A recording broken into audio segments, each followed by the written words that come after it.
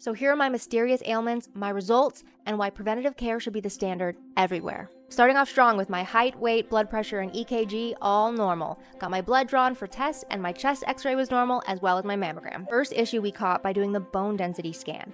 It turns out I have osteopenia, which is an early sign of osteoporosis, and I'm only 29. Next, we did an abdominal ultrasound, and this was really cool because 5 years ago, I had to stay overnight in a US hospital because this pain in my ribs got so bad I couldn't sit up on my own. And all they did then was take an x-ray, say, I don't know, and bill my insurance for $6,000. But now we can actually look inside me and confirm nothing is there that shouldn't be, and it was just a muscle. We also did a thyroid ultrasound, which was great because I have family history of thyroid issues, and we're all clear. Staff at the hospital seemed a little surprised I wanted to film my checkup, and they asked, "Isn't this standard in the US?" Next, I met with the internal medicine doctor to go over the blood test results. They tested me for 5 cancer markers that can help detect liver, pancreatic, gastrointestinal, colorectal, ovarian, and breast cancer, and they all came back normal. And let's just take a moment and appreciate how cool it is to get results the same day.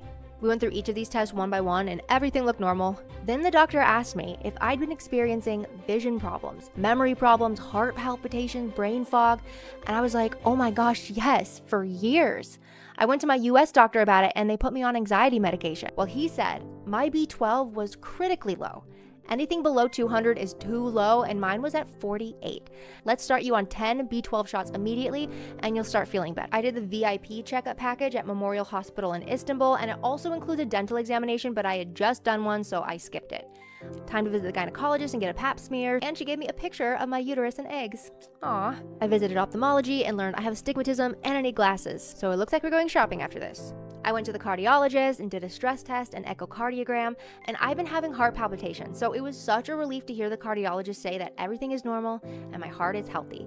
The palpitations are probably just a symptom of the low B12. It may sound silly, but I left the hospital feeling like I have a new lease on life, and the feeling of impending doom I've had due to health concerns is gone.